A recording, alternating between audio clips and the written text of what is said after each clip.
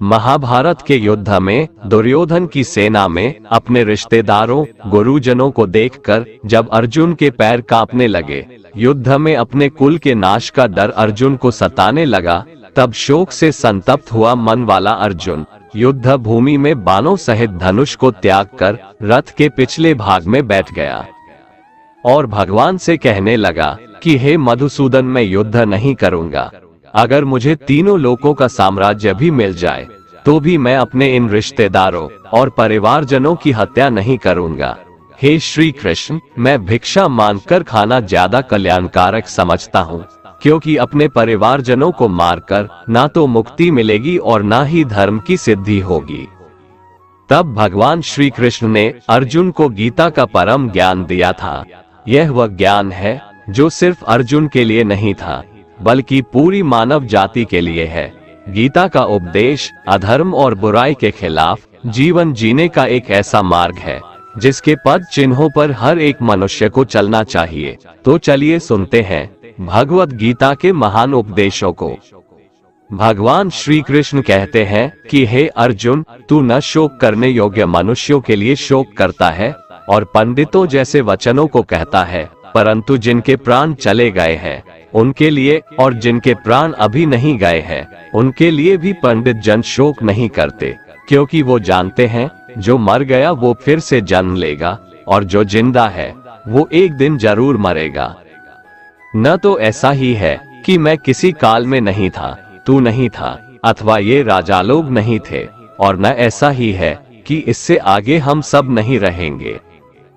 जिस प्रकार मनुष्य अपने पुराने वस्त्रों को त्याग कर नए वस्त्र धारण करता है, ठीक उसी प्रकार आत्मा पुराने व्यर्थ शरीर को त्याग कर नए शरीर को धारण करती है। ये प्रकृति का नियम है। इस सत्य को स्वीकार करके भयमुक्त होकर आज में जीना चाहिए। आत्मा को शस्त्र काट नहीं सकते और न अग्नि इसे जला सकती है, जल इसे गीला नहीं कर सकता और न ही वायु इसे सुखा सकती है। आत्मा अजर अमर है।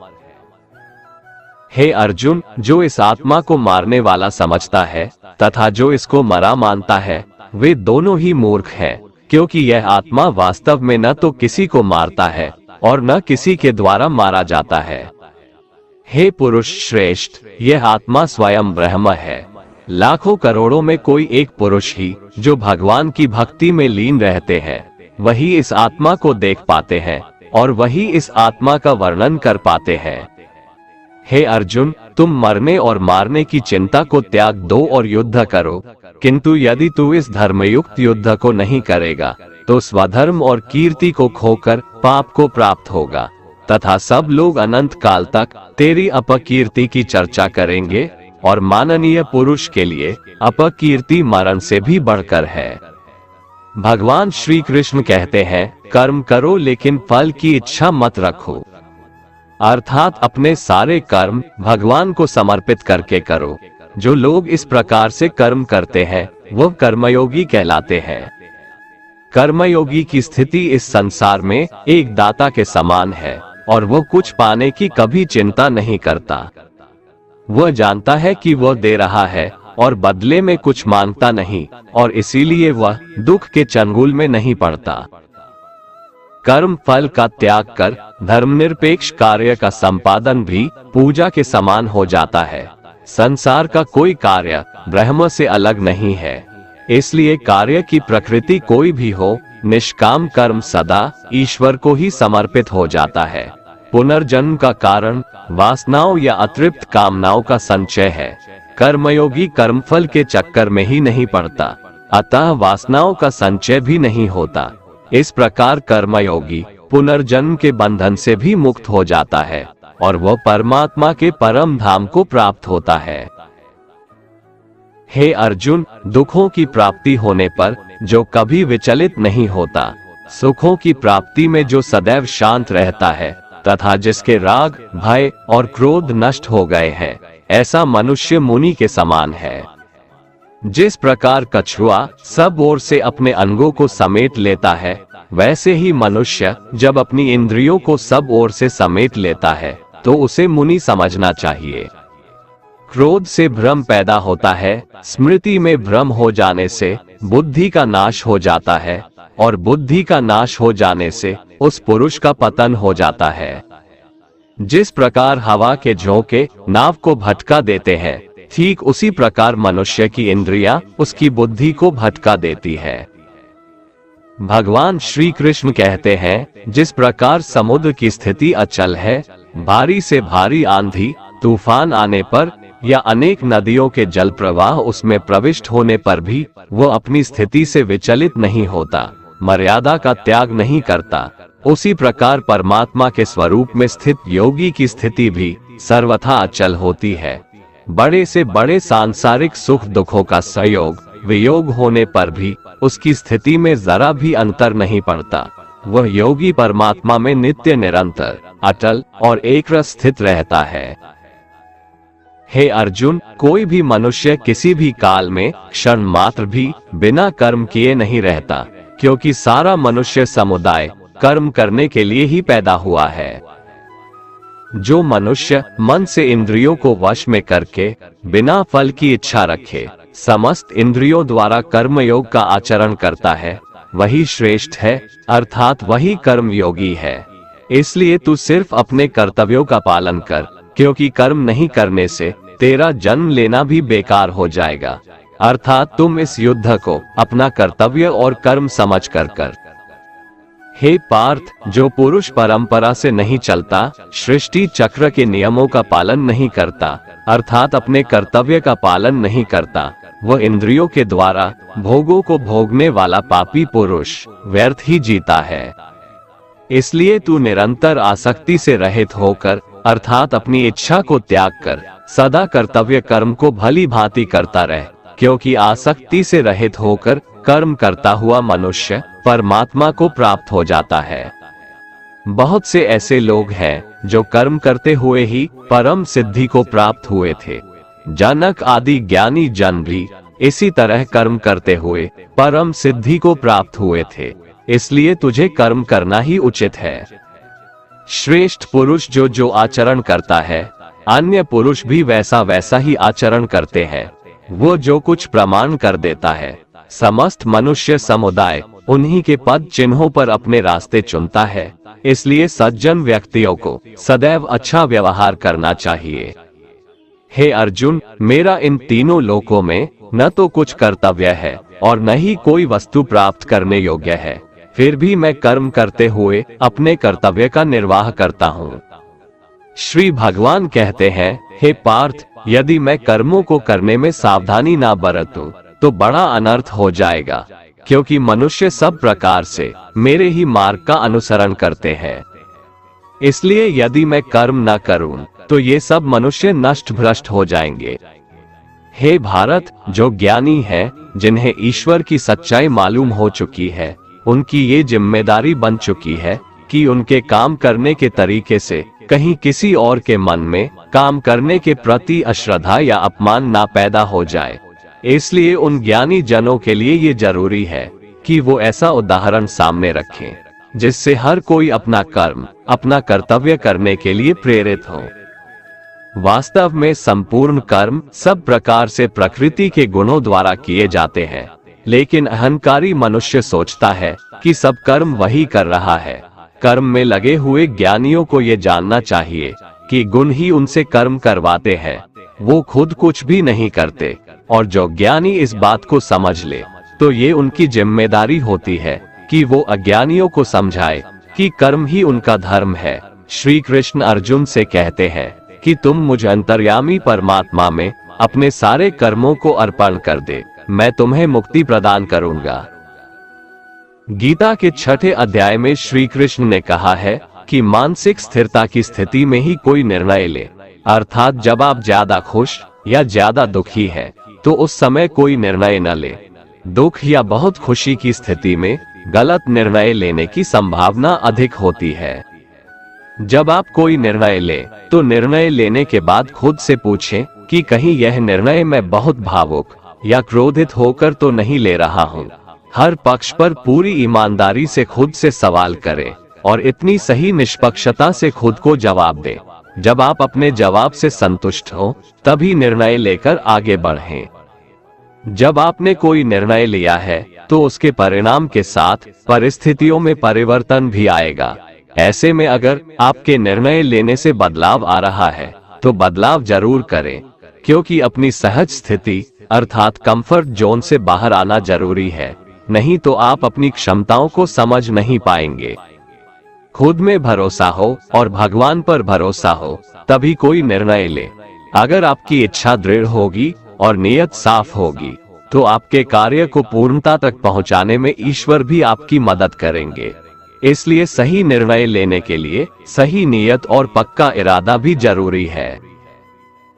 भगवान श्री कृष्ण कहते हैं, हे अर्जुन, मेरे और तेरे बहुत से जन्म हो चुके हैं, उन सबको तू नहीं जानता, किंतु मैं जानता हूँ। मैं अजन्मा और अविनाशी स्वरूप होते हुए भी तथा समस्त प्राणियों का ईश्वर होते हुए भी अपनी प्रकृति को अधीन करके अपनी योग माया से प्रकट होता हूँ। हे भारत, जब जब धर्म की हानि और अधर्म की वृद्धि होती है तब तब मैं अपने रूप को रचता हूँ, अर्थात साकार रूप से लोगों के सम्मुख प्रकट होता हूँ। साधु पुरुषों का उद्धार करने के लिए, पाप कर्म करने वालों का विनाश करने के लिए और धर्म की अच्छी तरह से स्थापना करने के लिए मैं युग युग में प्रकट हुआ करता हूँ। हे अर्जुन, मेरे जन्म और कर्म दिव्य है, अर्थात निर्मल और अलौकिक है। इस प्रकार जो मनुष्य इस तत्व को अच्छे से जान लेता है वो शरीर को त्याग कर फिर जन्म को प्राप्त नहीं होता, किंतु मुझे ही प्राप्त होता है। पहले भी जिनके राग, भय और क्रोध सर्वथा नष्ट हो गए थे और जो मुझ में अनन्य प्रेम पूर्वक स्थिर रहते थे, ऐसे मेरे आश्रित रहने वाले बहुत से भक्त उपर्युक्त ज्ञान रूप ताप से पवित्र होकर मेरे स्वरूप को प्राप्त हो चुके हैं। अपना काम बनाने के लिए लोग आपकी तारीफ करेंगे, आपसे रिश्ता बनाने की कोशिश करेंगे, लेकिन उनके व्यवहार को सच मानकर अगर आप फंस जाएंगे तो आगे चलकर आपको ही नुकसान होगा। अक्सर आपको चोट वही लोग पहुंचाते हैं जो आपके अपने होते हैं, जो आपके दिल के ज्यादा करीब होते हैं। गीता का ये सबसे महत्वपूर्ण ज्ञान है, क्योंकि महाभारत की लड़ाई पराये लोगों में नहीं थी, यह एक ही परिवार की लड़ाई थी। चाहे आप किसी की मदद करो या मत करो, लेकिन जानबूझकर कभी किसी का दिल नहीं दुखाना चाहिए, क्योंकि जब किसी का दिल आपकी वजह से दुखता है तो हमेशा याद रखना कि आपको भी वो दर्द एक दिन जरूर मिलेगा। कभी भी किसी भी चीज की अति नहीं करनी चाहिए। कोई भी चीज हद से ज्यादा मत करना, किसी से प्रेम या नफरत भी हद से ज्यादा मत करना, क्योंकि किसी भी चीज की अति आपको ही नुकसान पहुंचाएगी। इसलिए जीवन को संतुलन के साथ जीना चाहिए। जो आपके साथ अधर्म करे, पाप करे, गलत करे, उसे सजा जरूर देना चाहिए। अगर आप उसे सहते हैं तो वो आपके साथ और गलत करता है और आप उससे भी बड़े पाप के भागीदार बन जाएंगे। इसलिए ज्ञानी व्यक्ति को चाहिए कि वो अपने साथ हो रहे गलत का विरोध करना सीखे। भगवान श्री कृष्ण कहते हैं, जो इंसान अपनी रक्षा खुद नहीं कर सकता या फिर अपनी रक्षा करने का प्रयास भी नहीं करता, ऐसे मनुष्यों की रक्षा भगवान भी नहीं करते। जो इंसान खुद के महत्व को नहीं जानता, वैसे इंसान को कोई भी महत्व नहीं देता है। बुरा इंसान कभी अपनी बुराई नहीं छोड़ता। आप चाहे उसके साथ कितना भी अच्छा चलो, वो आपको तकलीफ जरूर देगा। इसलिए जो जैसा है उसके साथ वैसा ही व्यवहार करना चाहिए। जो इंसान समय की कदर नहीं करता, समय भी उस इंसान की कदर कभी नहीं करता है, और वैसा इंसान जीवन में कभी भी सुख, शांति और सफलता को प्राप्त नहीं कर पाता है। संगति का मनुष्य के जीवन पर बहुत गहरा प्रभाव पड़ता है। अच्छा इंसान अगर बुरे लोगों के संगत में रहेगा तो वो भी एक दिन बुरा बन जाएगा। इसलिए हमेशा अच्छे लोगों के संगत में रहें। इस दुनिया में हारे हुए इंसान की, तकलीफ में पड़े हुए इंसान की कोई मदद नहीं करता, और अगर कोई इंसान थोड़ा सा सफल हो जाए तो उससे कोई खुश नहीं होता। इसलिए अपना दुख किसी को बताओ मत और अपनी खुशी किसी के आगे जताओ मत। हे अर्जुन, जिसके संपूर्ण कर्म बिना कामना और संकल्प के होते हैं तथा जिसके समस्त कर्म ज्ञान रूप अग्नि के द्वारा भस्म हो गए हैं, अर्थात जो कर्मों के बंधन से मुक्त हो चुके हैं, जिन्हें परमात्मा की प्राप्ति हो गई है, उस महापुरुष को ज्ञानी जन भी पंडित कहते हैं। जो पुरुष समस्त कर्मों में और उनके फल में आसक्ति का सर्वथा त्याग करके संसार के आश्रय से रहित हो गया है और परमात्मा में नित्य तृप्त है, उसके लिए भगवान की भक्ति के अलावा और कोई कर्म नहीं रह जाता है, अर्थात वह कर्म करते हुए भी वास्तव में कुछ भी नहीं करता। जिसने अपने मन और इंद्रियों को जीत लिया है और जिसने समस्त भोगों की सामग्री का परित्याग कर दिया है, ऐसा आशा रहित पुरुष केवल शरीर संबंधी कर्म करता हुआ भी पापों को नहीं प्राप्त होता है। जिसको बिना मांगे जो मिले उसी में संतुष्ट रहता है, जो न किसी से ईर्ष्या करता है और न द्वेष, जो सुख दुख को एक समान भाव से देखता है, ऐसा मनुष्य कर्म योगी कहलाता है। जिसकी आसक्ति सर्वथा नष्ट हो गई है, जो अपने देह पर अभिमान नहीं करता और जो ममता से रहित हो गया है, जिसका चित्त निरंतर परमात्मा के ज्ञान में स्थित रहता है, वैसा कर्मयोगी अपना कर्म यज्ञ की तरह करता है और मोक्ष को प्राप्त होता है। जो अपना सब कुछ परमात्मा को अर्पित कर देता है, जिसके लिए परमात्मा ही सब कुछ है, जो अपने हर कर्म में परमात्मा को देखता है और हर कर्म परमात्मा के लिए करता है, वैसा कर्मयोगी मोक्ष का अधिकारी होता है। कभी कभी जो हो रहा है उसे होने दो, क्योंकि ईश्वर ने हमारी सोच से बेहतर हमारे लिए सोच रखा है। याद रखिए, ये वक्त भी गुजर जाएगा, बुरे के बाद अच्छा वक्त आएगा, क्योंकि सुबह होने से पहले रात बहुत अंधेरी होती है। जिंदगी मुफ्त में कभी किसी को कुछ नहीं सिखाती। जब कोई कहता है कि मुझे जिंदगी ने सिखाया है, तो यकीन मानिए उस सबक की उसने बहुत बड़ी कीमत चुकाई होगी। जिस दिन आपको अपना मूल्य खुद पता चल जाएगा, उस दिन के बाद से आपको किसी के द्वारा की गई प्रशंसा और निंदा से कोई फर्क नहीं पड़ेगा। उस दिन आप अपने साथ खुश रहना सीख जाओगे। आपका बीता हुआ कल भले ही कष्टों से भरा हो, लेकिन आने वाली कहानी अभी भी आपके ही हाथों में है। अगर सही मायने में आप अपना जीवन बदलना चाहते हो, तो सबसे पहले आपको अपना मन बदलने के लिए तैयार रहना होगा।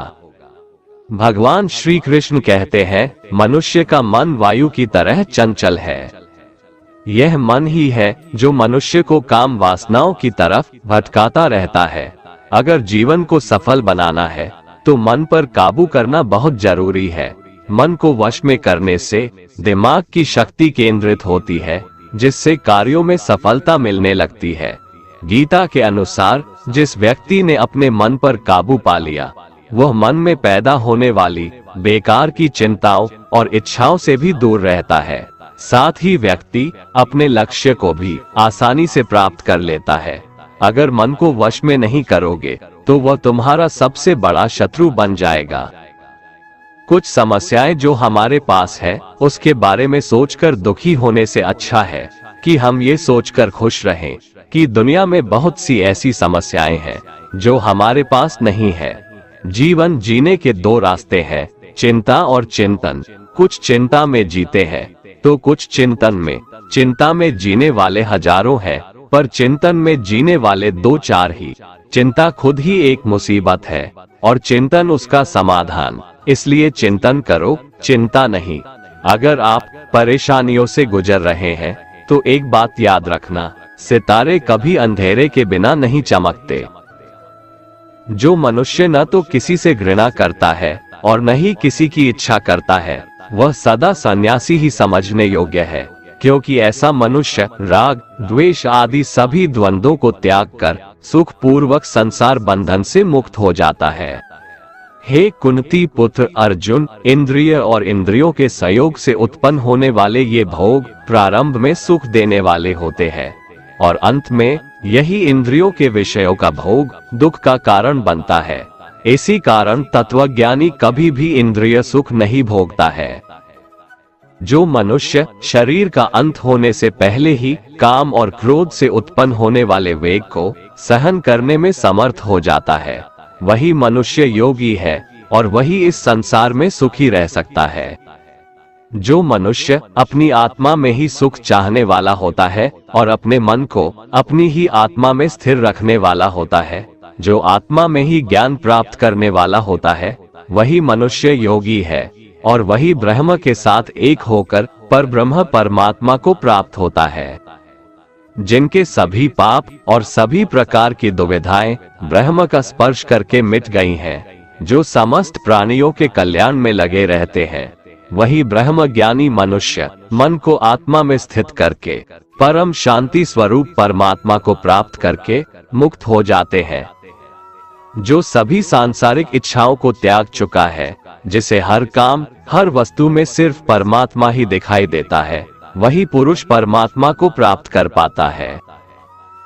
जिंदगी में हम कितने सही हैं और कितने गलत हैं, ये केवल दो लोग जानते हैं, एक परमात्मा और दूसरी हमारी अंतरात्मा।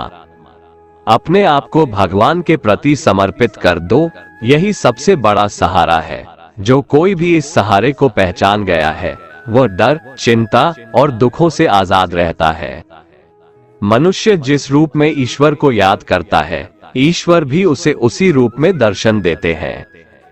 सत्य कभी दावा नहीं करता है कि मैं सत्य हूँ, लेकिन झूठ हमेशा दावा करता है कि सिर्फ मैं ही सत्य हूँ। श्री कृष्ण कहते हैं, बुरे कर्म करने वाले सबसे नीच व्यक्ति जो राक्षसी प्रवृत्तियों से जुड़े हुए हैं और जिनकी बुद्धि माया ने हर ली है, वो मेरी पूजा या मुझे पाने का प्रयास नहीं करते। इस संपूर्ण संसार में कोई भी व्यक्ति महान नहीं जन्मा होता है, बल्कि उसके कर्म उसे महान बनाते हैं। सही कर्म वह नहीं है जिसके परिणाम हमेशा सही हो, अपितु सही कर्म वह है जिसका उद्देश्य कभी गलत ना हो। इंसान हमेशा अपने भाग्य को कोसता है, ये जानते हुए भी कि भाग्य से भी ऊंचा उसका कर्म है जो उसके स्वयं के हाथों में है। हे अर्जुन, जो बीत गया उस पर दुख क्यों करना, जो है उस पर अहंकार क्यों करना, और जो आने वाला है उसका मोह क्यों करना। प्रत्येक बुद्धिमान व्यक्ति को लोभ त्याग देना चाहिए, क्योंकि इससे आत्मा का पतन हो जाता है। मनुष्य अपने हृदय से जो दान कर सकता है, वो अपने हाथों से नहीं कर सकता, और मौन रहकर जो कुछ वो कह सकता है, वो शब्दों से नहीं कह सकता। किसी भी व्यक्ति को ना तो समय से पहले और ना ही भाग्य से अधिक कुछ मिलता है, लेकिन उसे पाने के लिए सदैव प्रयत्नशील रहना चाहिए। इतिहास कहता है कि कल सुख था, विज्ञान कहता है कि कल सुख होगा, लेकिन धर्म कहता है अगर मन सच्चा और दिल अच्छा हो तो हर रोज सुख होगा। मानव कल्याण ही भगवत गीता का प्रमुख उद्देश्य है, इसलिए मनुष्य को अपने कर्तव्यों का पालन करते समय मानव कल्याण को प्राथमिकता देना चाहिए। हे अर्जुन, वह जो वास्तविकता में मेरे उत्कृष्ट जन्म और गतिविधियों को समझता है, वो शरीर त्यागने के बाद पुनः जन्म नहीं लेता और मेरे परम धाम को प्राप्त होता है। जिस मनुष्य के अंदर ज्ञान की कमी और ईश्वर में श्रद्धा नहीं होती, वो मनुष्य जीवन में कभी भी आनंद और सफलता को प्राप्त नहीं कर पाता। ईश्वर ने हमें जो कुछ भी दिया है, वही हमारे लिए पर्याप्त है, और यही एक अटल सत्य भी है। संयम, सदाचार, स्नेह एवं सेवा, ये गुण सत्संग के बिना नहीं आते। ईश्वर से किए गए प्रार्थना से इंसान की परिस्थिति या तकदीर बदले या ना बदले, पर उस प्रार्थना से इंसान के चरित्र में जरूर बदलाव आता है। चुप रहने से बड़ा कोई जवाब नहीं, और माफ कर देने से बड़ी कोई सजा नहीं होती। जिस मनुष्य के पास सब्र की ताकत है, उस मनुष्य की ताकत का कोई मुकाबला नहीं कर सकता। हमारी व्यर्थ की चिंता और मन का भय एक ऐसा रोग होता है जिससे हमारी आत्मीय शक्ति बिखर जाती है।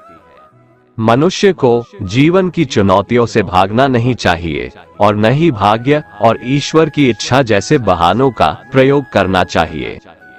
हे अर्जुन, तुम्हारा क्या गया जो तुम रोते हो? तुम क्या लाए थे जो तुमने खो दिया? तुमने क्या पैदा किया था जो नष्ट हो गया? तुमने जो लिया यहीं से लिया, जो दिया यहीं पर दिया।